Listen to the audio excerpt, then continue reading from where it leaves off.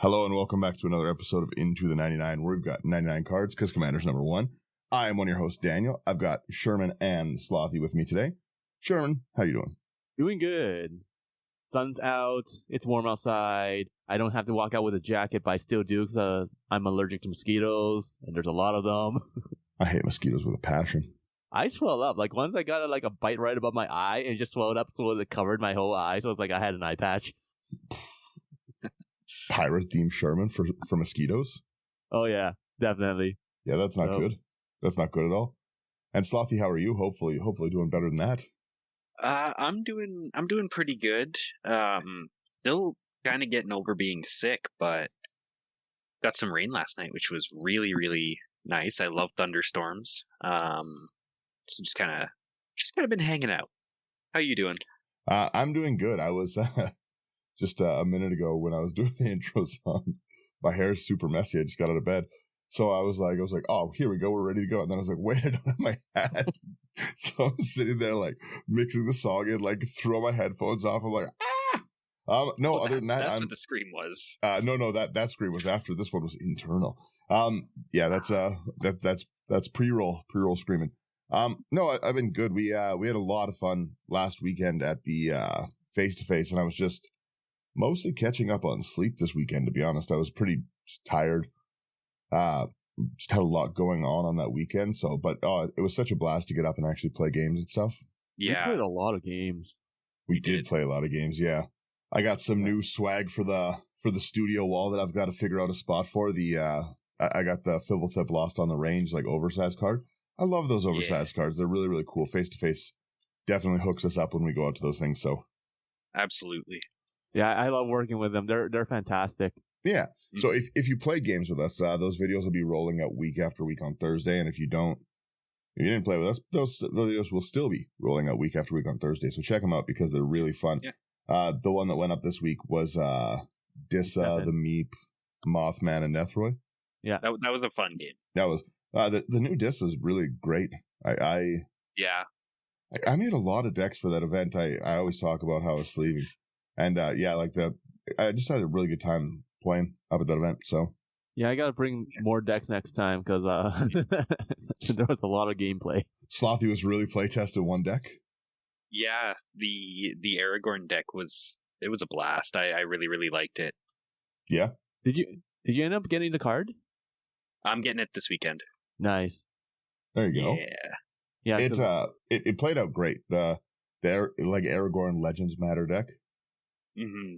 Yeah, it worked out way smoother than a lot of my decks do for having put it together the night before an event. True. So that was made me quite happy. That's good.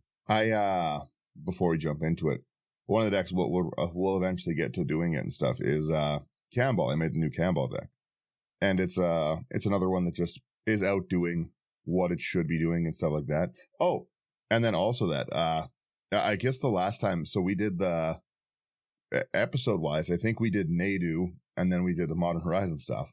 And so first correction on Nadu. Nadu does trigger on every creature, which I just misread. I thought Nadu was already good, only triggering it twice a turn. But the amount of people screaming and crying to ban Nadu is crazy. Yeah, it's insane. Yeah, like people really aren't too happy with Nadu. I'll tell you that right now. I do think that they should, like, I haven't seen it played, but just the amount of degeneracy I've seen, like, from other people's gameplay and all that stuff, it should be banned. Nadu is really, really overrepresented in competitive right now by a lot. Like, there's even some like CDH discords are like saying no Nadu rooms and stuff like that. Like, it's just not fun, and it's not fun because of its overt consistency. Right, you draw so many cards, so you get to what you're looking for so fast, but you just take such long turns. I play really fast when I go and stuff. If you don't have a response, I rip through turns. Most people don't play like that. Most people, if they take extra turns, it's arduous and they really, really go. And if you're sitting there trying to trigger this on like 13 creatures a turn, I could see that getting pretty boring. Yeah. Yeah. A long turn if you're about to win is one thing, but if you're just doing it every turn to draw some cards and ramp some lands in, it gets to be a lot. Yeah. So, but like because of all the talk, like I honestly do think they will be banning it soon, and if they do, I think people should probably trade in their copies as soon as possible, get that high value. Nadu was a card that should have never been out of testing. Like I said, even the way that I did it with that like the budget version, I think that's like an $80 deck minus Nadu, which is expensive.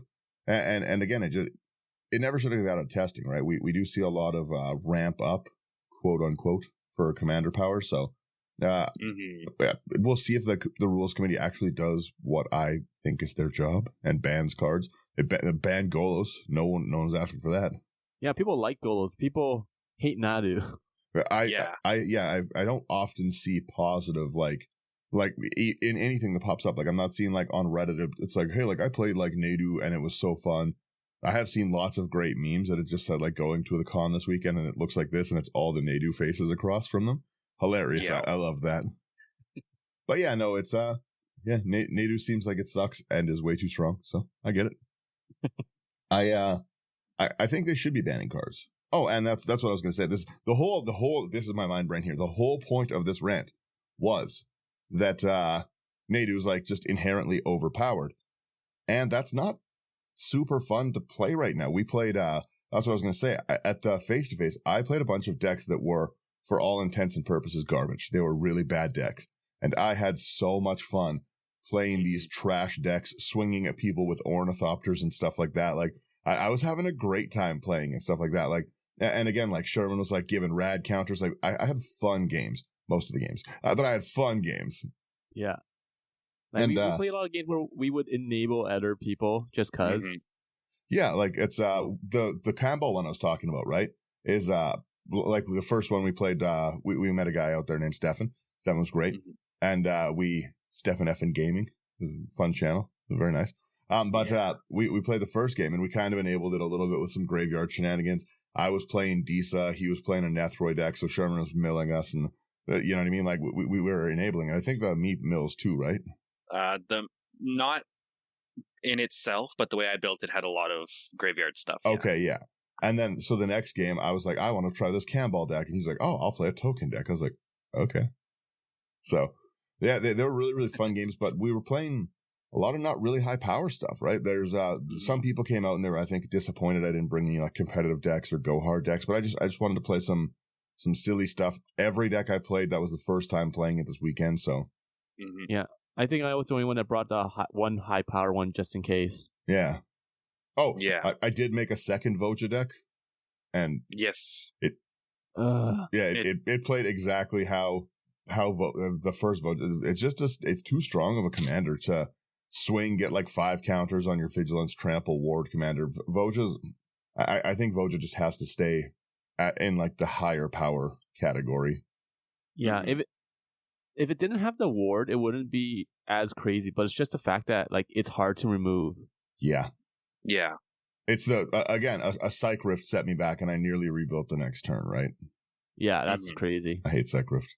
They should ban that card. That's a whole new episode. I've titled the episode Felix, which we will get to. I promise. I promise everyone. It is coming. We will get to this deck. Yeah. Felix is there. But it's Felix, and it's just a 30-minute unhinged rant of me why I hate Psych Rift. Who knew Daniel was so full of hate?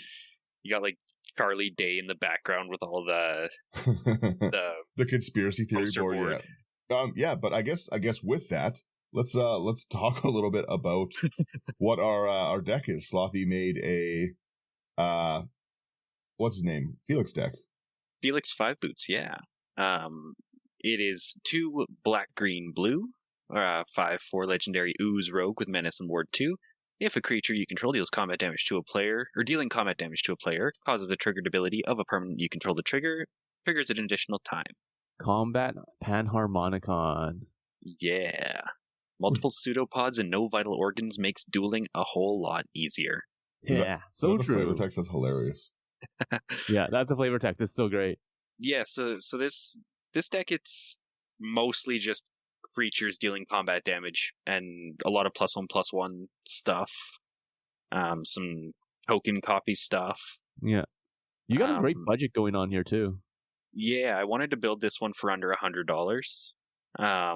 Because, I talk with Sherman on a daily basis, and he's kind of injected that feeling into me.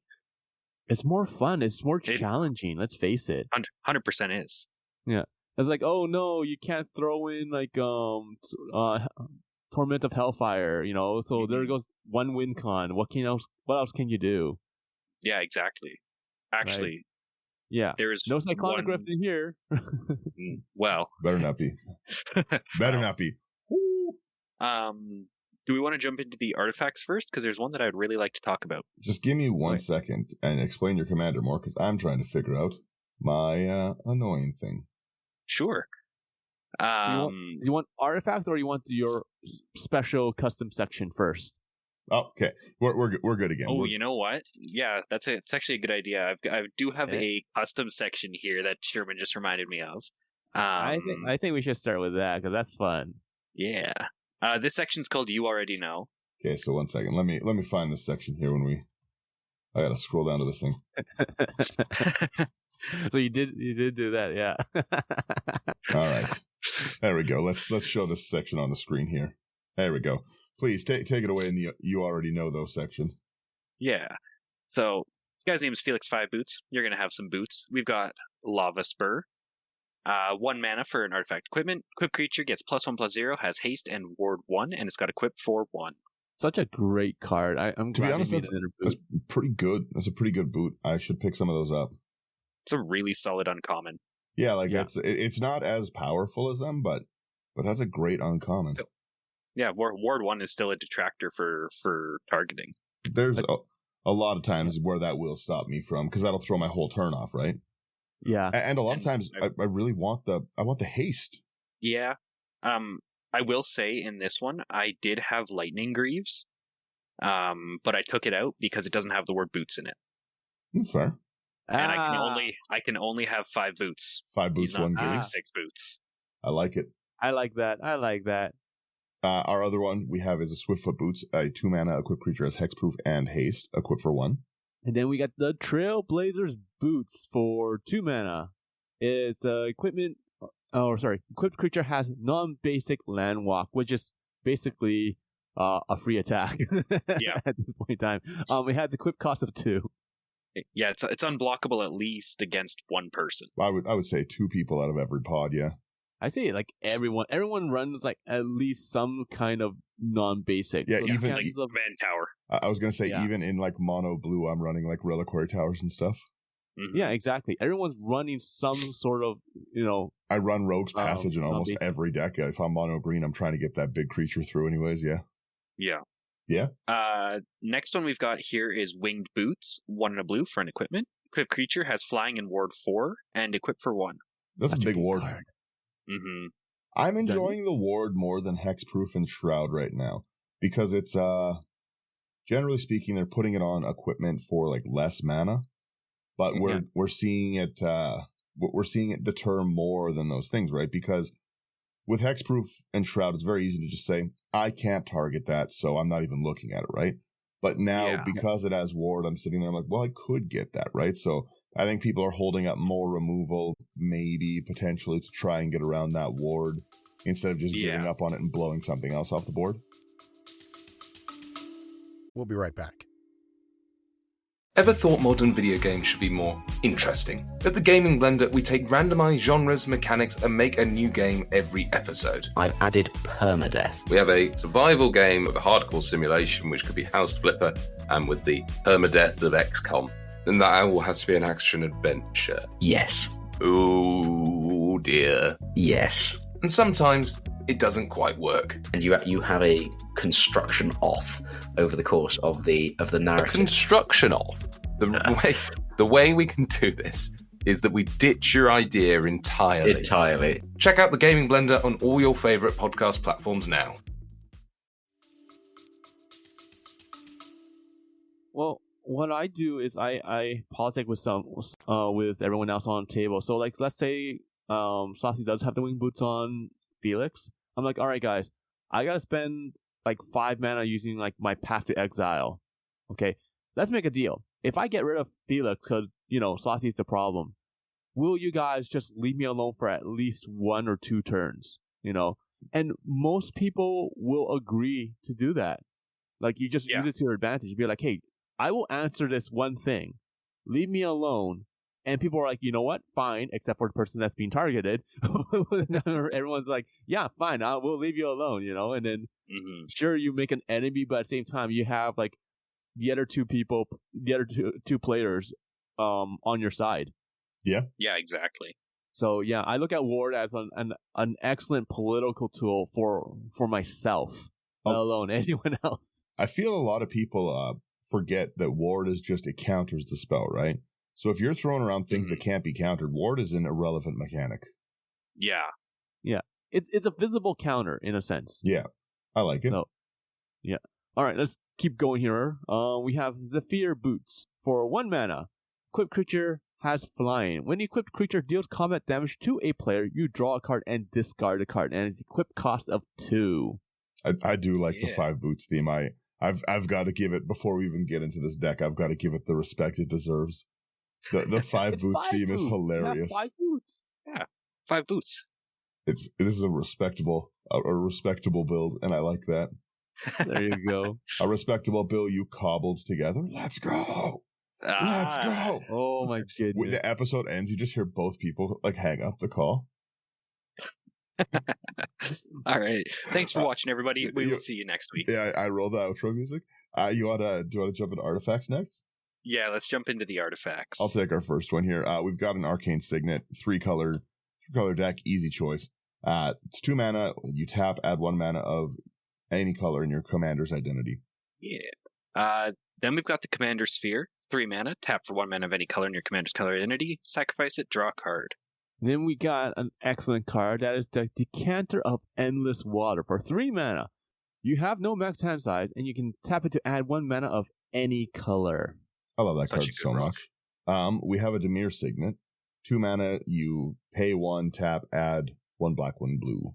Fell Warstone, 2 mana. Add 1 mana of any color that a land an opponent controls could produce.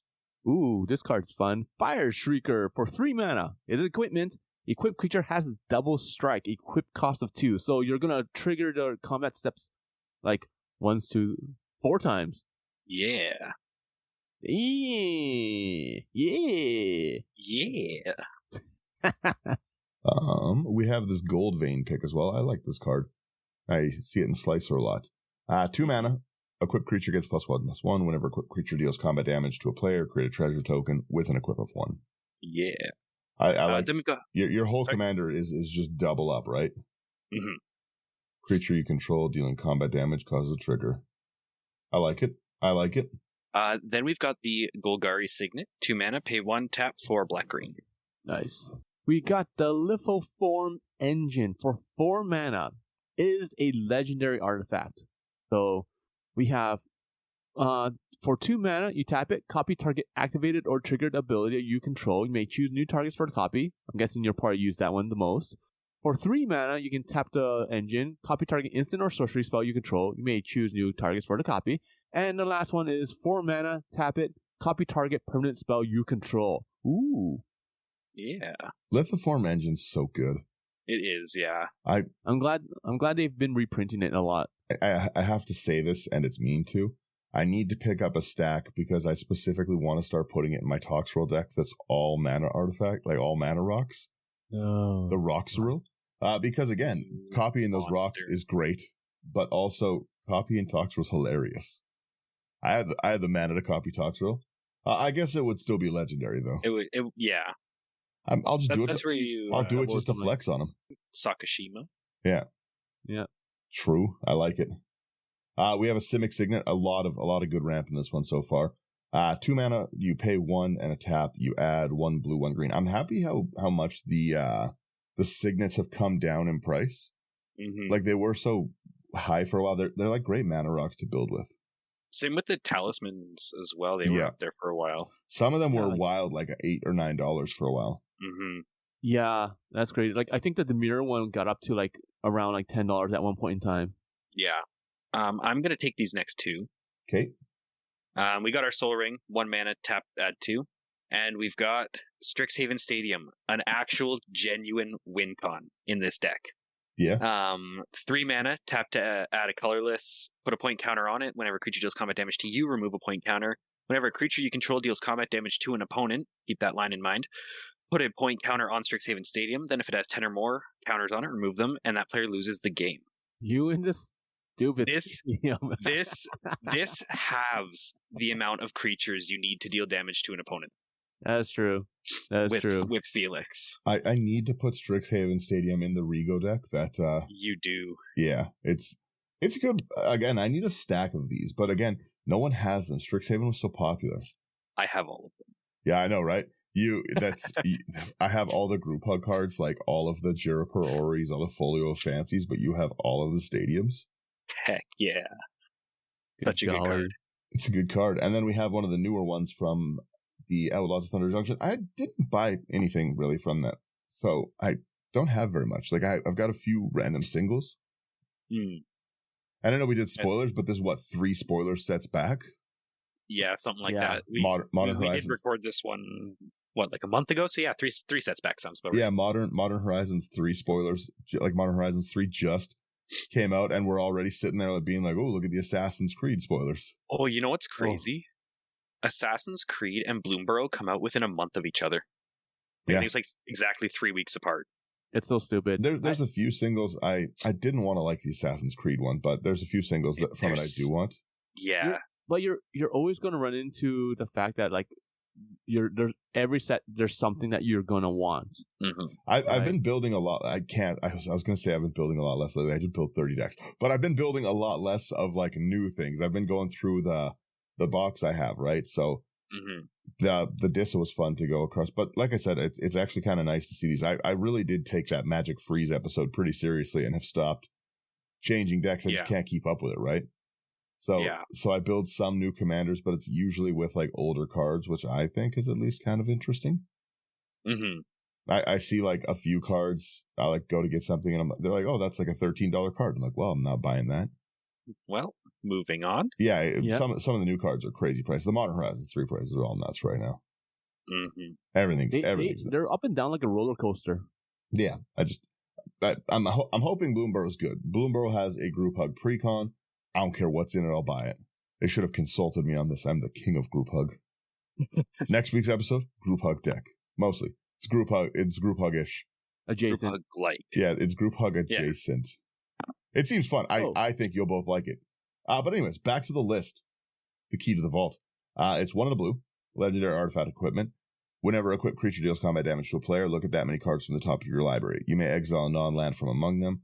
Put the rest on the bottom in a random order, and you can cast the exiled without paying its mana cost. It equips for 2 and a blue. That's a pretty crazy equipment. I mean, being able to do that twice is pretty nice. Oh, I guess it is, yeah. So you get to, how big's your commander? Your commander is a raw without anything. 5. So if you get hit with this, you dig 10 deep to, like, so 5 at a time and cast 2 free spells. That's pretty good. That's really good. Yeah, I could see that being a problem. Yep. I'm just gonna bang out this one lonely enchantment real quick. 1 sec, let me find it for the video. There we go. Wait, not. There we go. Yeah. We got Reconnaissance Mission, 2 double blue. Whenever a creature you control deals combat damage to a player, you may draw a card, and cycling 2. Okay. Nice. Okay, I can get behind that. Yeah. All right. What do you want? What section do you want to do next? Let's end with creatures. So let's hit instants. All right. Let me start it off. I haven't talked in a while. Yeah. All right. We got the first one here. Beast Within for 2 and a green. Destroy target permanent. Its controller creates a 3/3 green beast creature token. It is a must. You have to have something like this. You want to destroy people's lands. I mean... Yeah. I mean, yeah. I respect it. Hey, if someone's playing Trailblazer Boots and you have like only 1 non-basic land, you might have to destroy Beast within your own land. Or you could Beast within the Trailblazer's Boots, but I mean, your own land it works too. No compromises. Compromises. I'm not the smartest. I'm gonna do something like that just for fun. This way, you don't target me, Slothy. You don't target me. I would never target you. You're giving me a 3/3. There you go. We have a Corrupted Conviction. 1 black as an additional cost to cast its sack, draw 2 cards. Good. I really like those lately. Me too. And I love the art on the Thunder Junction Corrupted Conviction. Is that Ob Nixilis in a cowboy hat? Is that what I'm seeing? I think it is, yeah. Because it sure looks like Ob Nixilis in a cowboy hat. It sure looks like Ob Nixilis in a cowboy hat. All right, I respect it. Then we've got Counterspell. 2 blue, counter target spell. Okay. I really think, speaking of counterspells, I think we've got to normalize playing Mana Tithe. I think we've got to bring it back. Yes. I am not over that. I got a lot of good Mana Tithes off this weekend. No one's threat assessing around Mana Tithes. Sherman, absolutely, out of everyone I know, loves counterspells in different colors. Sherman, also out of everyone I know, does not love having his early game ramp Mana Tithe. It is what it is. I accepted it. It was funny. You did. I forgot all about it. I totally wiped it out of my mind. And then like the next game, he's like, you killed me for this. Of course I'm targeting. He was like, oh yeah. Oh, I did that. I did do that, didn't I? It's the 2 counterspell, the 2 blue for a counterspell. It's lived its day. It's Mana Tithe. It's Mana Tithe summer, boys. I don't threat assess around that. I'm sitting there thinking you're packing like a Swords to Plowshare or something. You know what? Like, you did that to me. I'm like, you know what? This is probably retribution for your Relentless Assault. Oh yeah, I forgot about that. Man, those were good games. They were really, really good games. Mm-hmm. Yeah, that was reasonable. If you held back that 1 land, if you didn't play it, and you played Relentless Assault first, I would have let it go. Oh, I got too excited. That's the problem. The problem is, I should be more coy with what I'm doing and say, I don't have an extra land, but I guess I can get to it later. And then, bam, I did have an extra land. It was lies. Yeah. Lies. Good times. Sherman, the next one, please. All right. Next one we have is Deadly Dispute for 1 and a black. As an additional cost to cast a spell, sacrifice an artifact or creature. You draw 2 cards and create a treasure. This is a good card. I like this. Yeah. Then we've got Nature's Claim. Green, destroy target artifact or enchantment. Its controller gains 4 life. True. Another good one. Again, 4 life and commander doesn't matter. No. We have a negate, 1 and 1 blue for a counter target non-creature spell. Then we have Pungify. For a single blue, destroy target creature. It can't be regenerated. Its controller creates a 3/3 green ape creature token. Monkey. I hate getting monked. Well, if not, it's either that one or Rapid Hybridization. Yeah, it's a good one. Not as good as Monkey. Yeah. Not as good as Monkey. I would love to see those reprinted just like right down to 25 cents because that's a card I don't own a lot of. Yeah. Need to own more of. True. Then we've got Putrefy as our final instant. Colorless black, or 1 black-green. Destroy target artifact or creature. It can't be regenerated. I really like that artwork on that Putrefy. Mm-hmm. And I like the flavor text that all matter, animate or not, rots when exposed to time. We merely sped up the process. Yeah. Let's go. That's a pretty cool card. Yeah. Decent instant section. I don't know anything about that. You've got in your land section, just quickly, a Reliquary, a Rogue's Passage. Kind of normal things you put, and then just a few pretty nice budget land section, I would say. Yeah. If you're looking at this one after this episode has gone out, the land base might be changed a little bit. You might up it a bit. Yeah, I might put in some of the, just the tap duels. That's fair. Yeah, fair. I love running the slow duels lately. Mm-hmm. Let's hit sorceries. I'll take our first one here. We have an Arcane Heist, 2 double blue. You can cast target instant or sorcery from an opponent's grave without paying its mana cost. If it would be put into their graveyard, exile it instead, and then it has Cipher, which is, then you may exile this card encoded to a creature you control. Whenever that creature deals combat damage to a player, its controller may cast a copy of the encoded card without paying its mana cost, and that's going to be a powerhouse. Yeah, it's a great card. Great include. Getting 2 copies of Arcane Heist for dealing damage with my little pseudopod boy. Well, and again, to me, I'm swinging at the green player because I'm ramping out like 7 or 8 mana, right? Yeah. Speaking of that, our next card is a Cultivate for 2 in green. Search your library for up to 2 basic land cards. Reveal those cards, put 1 on the battlefield, tapped, and the other in your hand. Then shuffle. Yeah. Shuffle your library, not your hand. Oh, yeah. Shuffle your hand into your library. Tired. Tired, yep. That happened to me at face to face where I was so tired. Well, we got up to leave at 5, and then we didn't get home till like way, way later night. I think we didn't leave till like 8, so we were gone for 15, 16 hours just all ready to like play before we packed up to go. Yeah. And we were hungry too. We were hungry. Mm-hmm. No, we're delivering to that arena. That was criminal. Yeah. Next sorcery we've got is Curse of the Swine, X double blue. Exile X target creatures. For each creature exiled this way, its controller creates a 2/2 green boar. I like it. We've got our Farseek, a really solid ramp section coming up here. Farseek, 1 in a green. Search your library for a plains, island, swamp, or mountain. Put it on the battlefield tapped. Again, I would fetch tap duels with that. Good choice. We got a Kodama's Reach for 2 in a green. Sorcery. It's an arcane sorcery too, which is always nice. Search your library for up to 2 basic land cards. Reveal those cards. Put 1 on the battlefield and the other 1 in your hand. Tap, then shuffle. Then we've got our Rampant Growth, 1 in a green. Search your library for a basic land card. Put it on the battlefield tapped, then shuffle. Okay, we're ramping hard. Another Cipher card. Great. Stolen Identity, 4 double blue. You create a token that's a copy of target artifact or creature. Solid. And then it also ciphers, so on combat damage triggers. This would be fun to just power smash out things like people's soul rings, things like people's like really good creatures. Like that'd be awesome. I'm a fan. That's nice. Which commander set was this from New Capenna? No, just a reprint. It's been in a lot of stuff. It was I think it was originally Gatecrash. Yeah, Gatecrash. Originally Gatecrash. Okay. Because I'm like, yeah, weird. All right.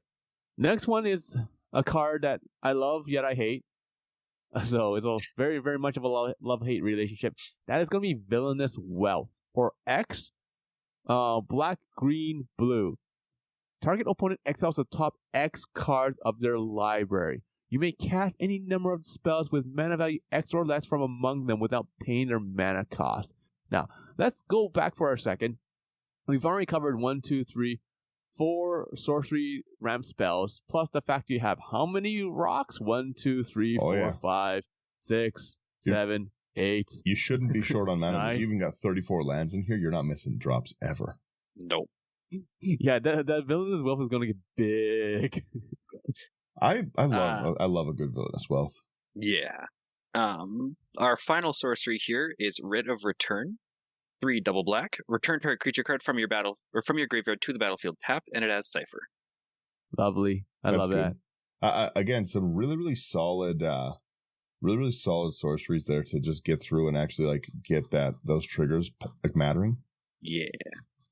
Does that? So also I don't even know if we mentioned it. I'm scrolling. Your reconnaissance mission is also going to double up on the draw. You got some good triggers. Let's. I think we're creatures now, right? Yep. This is where the majority of the triggers is going to be. Okay. All right. 29 creatures. Ooh. Okay. I've before we jump into it, I have been kind of taking a page out of Dan's book since I joined into the 99. And I've slowly started to shift from interaction is the best sort of interaction to player removal is the best form of interaction. So I've been putting this is actually low for a lot of my decks for creatures right now. You gotta go with heat, and even looking at the beginning, you have some real heaters in this. But yeah, I just love to flood the board with what my strategy is and let other people pick up the pieces. Other people are going to sort it out. It's rare. Sometimes I get fully shut out of a game because I didn't pack the removal I need to deal with it. And that happens, right? Sometimes I got to beg other players to be at their mercy to remove things. But I usually do that with the agreement that I'll remove them. I love it so much. Let's jump into these. We have a great starting section. Archpriest of Shadows. 3 double black for a 4/4 human warlock with the backup. When it enters, put one on the counter on target creature. If that's another creature, it gains the following ability till the end of the turn. So this is a death toucher. No one's going to really want to toss a big creature in front of that, right? So a 4/4 body on a death toucher is pretty big. Whenever this creature deals combat damage to a player, return target creature card from your graveyard to the battlefield. So being able to double that up is pretty aggressive. Yeah. Yeah, it's player or battle, which is awesome. Interesting to the next one. I've not even seen that card. Yeah, I'm reading it. It's really cool. So it's I should have been reading it out loud because it is my turn. So it's March of the Machine Aftermath. Okay. So it's Ayara's Oathsworn. So 1 in a black creature, human knight, 2/2. It has menace. Whenever the Oathsworn deals combat damage to a player, if it has fewer than 4 +1/+1 counters on it, put a +1/+1 counter on it. Then, if it has exactly 4 +1/+1 counters on it, search your library for a card, put it into your hand, then shuffle. So it demonic tutor when you have exactly 4. Mm-hmm. That's pretty good. And it doesn't, if it has fewer than 4, you put the counters on, so you're not worried about overshooting it. Yeah. Yeah. Search your library for a card, put into your hand. Yeah, that's really good. And it's gonna, that ability will also double up with your, so the third time you get this through, you're double tutoring every turn after that. Yeah. Yeah, that's pretty good. And you have a 6/6 with menace. Yeah. Okay, I respect it. Then we've got Blade Griff Prototype, 5 mana for a 3/2 artifact creature griffin with flying. When it deals combat damage to a player, destroy a non-land permanent of that player's choice that is under one of your opponent's controls. Oh, such a good politics tool. Politicsing. That's the kind of removal we should be packing. I mean, hey, I didn't destroy your value engine. It was really Sherman. It was Sherman. He picked it. That's right. I threat assess properly. Not me. Not me. I play with the Pongify brain. We've got Kazor Ruthless Stalker, 3 and a green, partner with Ukima, and I think I saw Ukima when I was scrolling, right? Yeah, Ukima's in here. Yeah, so we have Kazor Ruthless Stalker. Whenever a creature you control deals combat damage to a player, you put a 1/1 counter on that creature. That is a pretty disgusting ability to double up on. Nope. That's really gross, yeah. It's fantastic. Oh, the next one is here. We have Cold-Eyed Selkie for 1 in a hybrid Simic. So it's a creature, Merfolk Rogue. It's 1/1. It has Island Walk. Whenever the Cold-Eyed Selkie deals combat damage to a player, you may draw that many cards. So sick. I love this card so much. It's so good. It is. So far, you're 100% on triggers. I respect this. There might be 2 creatures that don't matter for triggers in here. Take them out. Get them out. Make more room. Then we've got Conclave Sledge Captain, 5 and a green. 4/4 Elephant Soldier, backup 1, backup 1, backup 1. It's got Trample. Whenever this creature deals combat damage to a player, put that many +1/+1 counters on it. Interesting. It says each backup ability triggers separately. Mm-hmm. So would this gain you this whenever this creature put that many on it 3 times if you put it on your commander or on any other creature? No, it's just a +1/+1 counter on it initially if it's your creature. Yeah, but so with backup, when this creature enters, put a 1/1 counter on it. If that's another creature, it gains the following abilities until the end of turn. Each backup ability triggers separately. So it would gain it 3 times.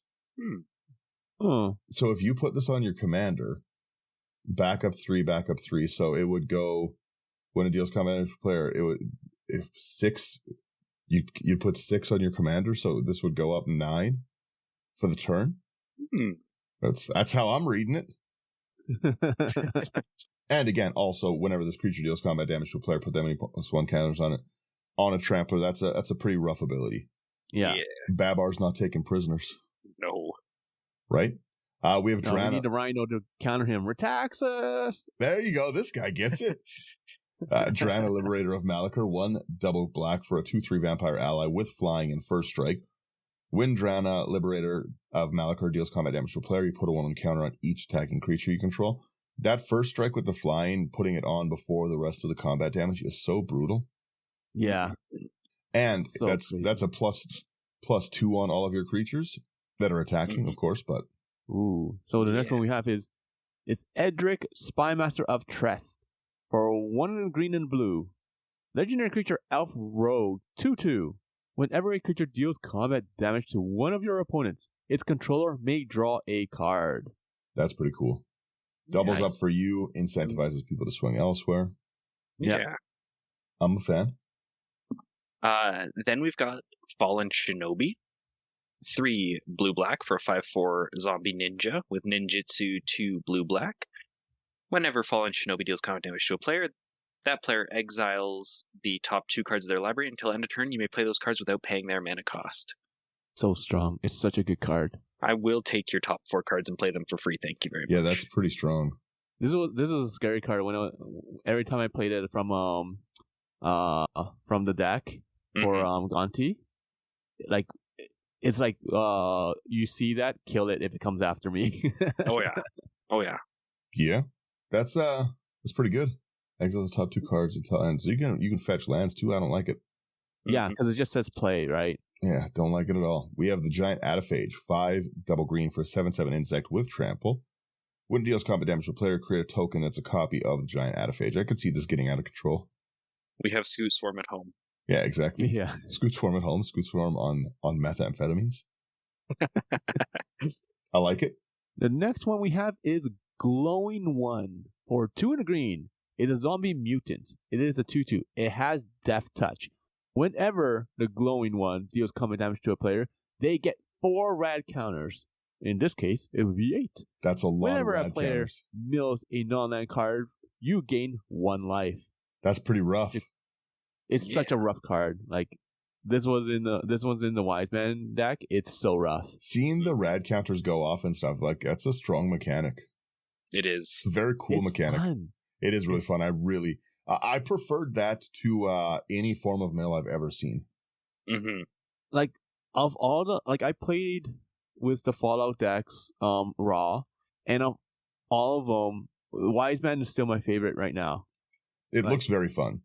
It is so much fun. Like I don't like, I've powered mine down quite a bit just because it gets out of hand easily, but still, I can see it being a problem. Yeah, it's always a problem. Speaking of problems, yes. We've got Gonti, Candy Inquisitor, 2 black, green, blue for a 5/5 legendary Aetherborn Rogue. Spells you cast but don't own cost 1 less to cast. And whenever one or more creatures you control deal combat damage to a player, look at the top card of that player's library, then exile it face down. You may play that card for as long as it remains exiled, and mana of any type can be spent to cast it. such a good card. Such a good card. Yeah. That Gonti is wild. Mm-hmm. We saw a very weird version of Gonti on the weekend. Well, that'll be up in a game. I won't spoil it, but it's very, very different than the Gontis I'm used to seeing that way. Mm-hmm. Yeah. We have Grazilax, Illithid Scholar, 1 double blue for a 3/2 horror. Legendary creature. Whenever a creature you control becomes blocked, you can return it to its owner's hand. Whenever one or more creatures you control deal combat damage to a player, draw a card. Yeah. Ooh, this is an interesting card. Get it have out. The Get it out Invisible of the deck. Stalker for 1 in a blue. Human Rogue, 1/1, hexproof. Invisible Stalker is unblockable. I've never seen this card before. It's cool. It's a good one. Yeah. It's just kind of a way to get something through to trigger all the ones All that the draw matter ones, for yeah. any creature. Yeah. Get it out.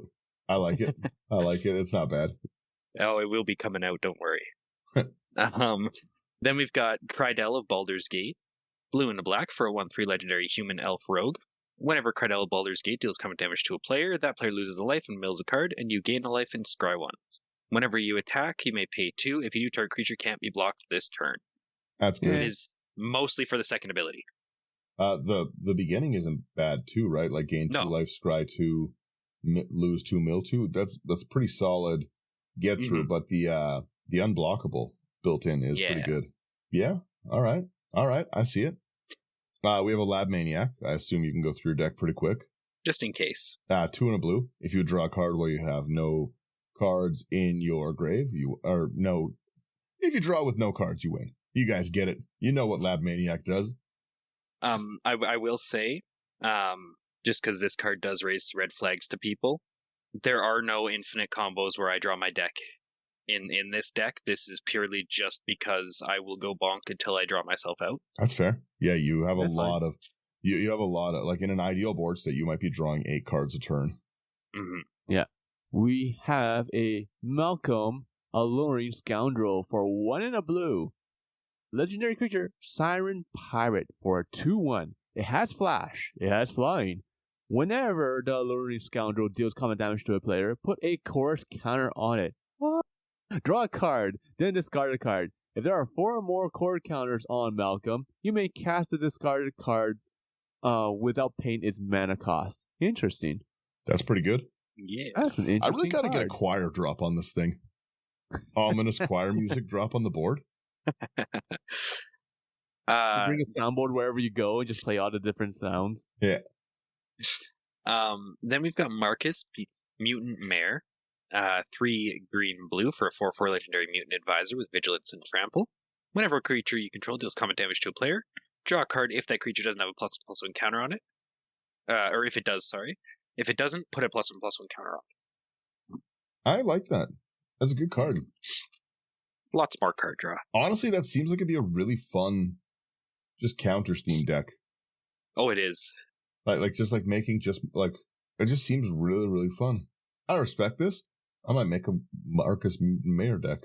Heck yeah. Hang on, just have to take a picture of that. There we go.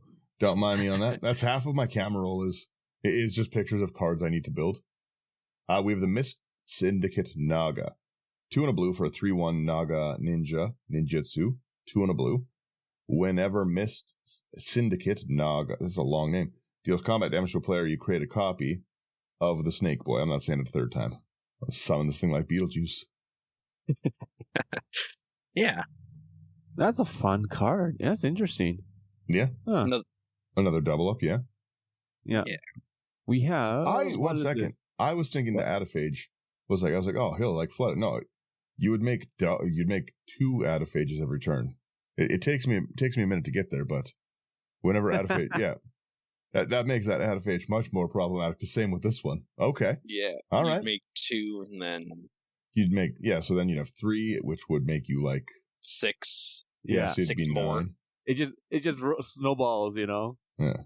9 would make you up to like 27 or something like that. It's a lot. It's a lot of cards. It would be quite a bit. Yes, quite a bit. Surprise. This is Worm Tribal. Yeah, it's funny. Scoot Swarm at home. All right, Sherman, please. We have a Necropolis Regent for 3 and a triple black. 6 mana total. 1. You better be good. It's a vampire. It's a 6/5. It has flying. Whenever a creature you control deals combat damage to a player, put that many +1/+1 counters on it. Okay, yeah, it's worth the 6. Yeah, that's a problem. So let's see. If I deal 5 damage, I get like 5 +1/+1 counters. Yeah. With your if you deal combat damage with Giant Adaphage, your Giant Adaphage is now a 21/21. Even if you get this, if Necropolis Regent does nothing for anything else except for get through one time itself, it becomes like an 18/17. Yeah. That's so stupid. And 18/17 at 6 mana is a little crazy, a little bonkers. Mm-hmm. Totally worth it. Worth the 6 mana. Then we've got Orochi Soul Reaver, 5 and a black for a 5/4 Snake Ninja Rogue with ninjutsu, 3 and a black. Those are wicked creature types. Whenever one or more creatures you control deal combat damage to a player, create a treasure token, manifest the top card of that player's library. That's really good. You're making 4 power of blockers across 2 creatures and 2 treasures on attack. That's really, really good. Oh, I like that a lot. We have the Schema Thief, 3 and a blue, for a Vidalcan Rogue Artificer, flying 3/3. When deals combat damage to a player, create a token that's a copy of target artifact that player controls. Yep, Nice. I like it. That's an interesting, fun card. We have the next card here is going to be Shadow Mage Infiltrator for 1 and a blue and a black. Human Wizard, 1/3. Has Fear. Whenever Shadow Mage Infiltrator deals combat damage to a player, you may draw a card. It's interesting they put Fear on this creature and not Intimidate, but I guess if they put in Intimidate, then a blue creature could block it as well. Mm-hmm. Yeah. Then we've got Silent Blade Oni, 3 double blue, double black for a 6/5 Demon Ninja with ninjutsu 4 blue black. Whenever Silent Blade Oni deals combat damage to a player, look at that player's hand. You may cast a spell from among those cards without paying its mana cost. That's annoying. I'll take 2 of your spells, thanks. That's pretty annoying, yeah. That's funny. That's worth that ninjutsu cost. I think so. We have the Slithered Blade. Get it out. Get it out. It's 1 blue for a 1/2 Naga Rogue. It can't be blocked. Nothing triggers there except for me. Okay, so I think that's 2. that All right. don't deal. Two, you combat need more. damage. You need more triggers, please. I Please. need more triggers. Well, you have. There's so not many enough. things Yeah, there's with not enough in ninjutsu. the so far. Like I would say, 20 of the creatures. Yeah. Okay, we have the Spring Leaf Avenger for 3 double green. Insect Ninja, 6/5. Has ninjutsu of 3 and a green. Whenever the Avenger deals combat damage to a player, return target permanent card from your graveyard to your hand. You know what? With all these ninjutsu, here's a question for you guys. Have you ever seen anyone deal combat damage with something and then before the end of combat just ninjutsu something just to be nice and not have that combat damage trigger? I've never seen anyone do that, but you can do that. True. So You can, but why would you? to be nice, have an ally? I don't know. Next up, we got the Trigon Predator. 1 green blue for a 2/3 beast with flying. Who needs allies when you have beast? Whenever it deals combat damage to a player, you may destroy target artifact or enchantment that player controls. Yeah. All right. That's mean. Yeah. We have our Ukima, 1/1 black 1 blue, which you can fetch out with the Khazor. It's a whale wolf, which is a sick creature type. It's a 2/2. It can't be blocked. Yep. When it leaves the battlefield, it deals X damage to target player, and you gain X, where X is its power up. Not again. Always fun. Again, doesn't have a trigger, but will fetch you a trigger, and that unblockable and drain is pretty problematic. Mm-hmm. And there's a lot of like +1/+1 counter stuff in here. So A his ton of powers it, can yeah. get up Well, there. and like you said, with the 2 creatures that don't, this I guess is the 3rd creature without a trigger. Mhm. Unblockable is still going to trigger a ton of stuff in your deck. Yeah. All 3 creatures that don't have an actual trigger are unblockable. Oh, 4, sorry, yeah. The fear one does have a trigger, so yeah, 3. Yeah. So yeah, they'll still crack through. I like it. Mm-hmm. And finally, we have arrived to our last card, and it's one of the most annoying cards out there in the game of Commander. And that is Yuriko, the Tiger's Shadow. For a 1 and a blue and a black. Legendary creature, Human Ninja. It's a 1/3. It has Commander Ninjutsu, so for a blue and a black. And whenever a ninja you control deals combat damage to a player, reveal the top card of your library and put that card into your hand. Each opponent loses life equal to that card's mana value. This is such a... Yuriko's always been annoying. How many ninjas do you have? 1, 2, 3, 4. I've got 5. 6. It is 6. 6, yeah. Pretty And decent. each of the with Yuriko, that's going to trigger double as well. Yeah, that's Yeah. pretty gross. Would you reveal the same card? No, because you put it in your No. hand. You have to reveal the. Oh, okay. yeah. Reveal the top card, but you have some huge creatures because of the ninjutsu costs. Mm-hmm. Yeah, I gotta Yeah, say, this is a pretty cool deck. Felix Five Boots, man. So, That it's estimated such a deck fun cost that I'm commander. looking at, that's wicked. Yeah. This is like an $89 deck. I was like, I'm gonna build something like this. This is pretty sick. $89 deck. I gotta give the respect to that. That's awesome. Yeah. Excellent budget decks. Like, to those that always think, like, oh, my budget needs to be, like, my budget decks are like $200, $300. No, that is not a budget deck. Like, this is a budget deck. Right? And, like, this is something that you can have a lot of fun with. Again, just that you gotta do it to them. The section of it, right? I love it. Like, this is a sick deck. My only downside to this deck might be that it's not new player friendly, because it's a lot of triggered abilities can get kind of out of control if you're not good at memorizing your own board state and stuff, right? Then if you've got like 8 or 9 creatures out that are double triggering, right? Some people are already struggling to remember just the one trigger on them, right? Yeah. You've got your all the creatures dealing damage triggers, and then you got your cipher stuff, and yeah, exactly. So I think for a newer player or someone who maybe doesn't have like a good grasp of board state and stuff like that, like not everyone's really fast on the up and up with a board state and like a good seeing it all. Maybe that would be like the only downside, but other than that, like, this is a sick commander and it's hilarious. Yeah. 100%. yeah. Like, this is a very, very playable deck, and again, seeing ninjutsu used in not an annoying, degenerate way for once is hilarious. because it's always like the meme's as old as time at this point. Like the how do you do fellow ninjutsus? Because I've sent out fellow ninjas, and it's Emrakul.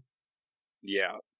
Right, like this is very cool. A very cool use of like the backup mechanic on a lot of these cards. A lot of counter themes. Like this is a cool deck. That glowing one, the rad counters, is almost like an alternative win con because you can make copies of it with your stolen identity. Like, yeah, sick. Yeah, my biggest takeaway from this deck is I want to build Marcus. Yeah, right. Like this is a very, very cool deck. Well, I'm glad you guys like it. It was a lot of fun to kind of put together and mess around with. Yeah. Yeah. I could see this just being an enjoyable deck to play into. Like I was saying at the beginning of the episode, we've really chilled down a lot of the power level of things because I'm just more focused on having a good time and laughing with my buddies right now. I personally don't really care if I win the game or lose the game. I just wanna see silly things go off and stuff, right? And it's like it's been so fun playing these games lately, and this just seems like another one that I'd have a blast playing. Mm-hmm. We know I like Panharmonicon. Yeah. This is just Panharmonicon at home. I'm really... Sorry, go ahead. No, go ahead. You go ahead. I was just going to say I'm really looking forward to getting this one out to events and on stream and all that. Yeah, 100%. Like, this is a deck that, in all honesty, looks like it's hilariously fun. You know, like you don't have too many crazy like unblockables, right?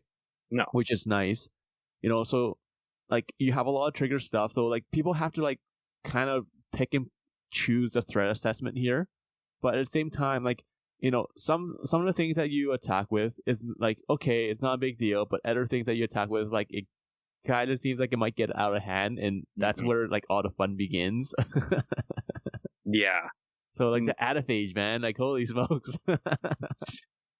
One kind of little sub theme that I noticed throughout this as well that I'm really happy a lot of these were with combat triggers, because a lot of these creatures don't really have that much evasion. Like there's some flying, sure, but there's only a couple that are unblockable. Yeah. There's a lot of recursion in this deck. Yeah, a lot of ways to get your the whole problem in this deck, I would say, is in the creature section, and you have a lot of get your creature back stuff. Yeah. Yeah, that's nasty, but also good. I like it. Like I said, I think this would be a really, really fun deck to build and play. And again, the budget on it's awesome. Nothing. I'm scrolling through the list here on the side, and nothing is overly expensive. Like I think Lab Maniac's your most expensive creature. Yeah, I think you might be right there. And yeah, I think the most expensive card is Lithoform Engine, which is $650. Yeah, like this is just a killer budget. It's got great ramp. And again, the playability of this deck seems really, really fun. You've got some ability to take other people's stuff, so you're going to get lots of different games. But yeah, you don't have really any expensive cards in here. Lithoform Engine, I think, is your most expensive card. Yeah. Mm-hmm.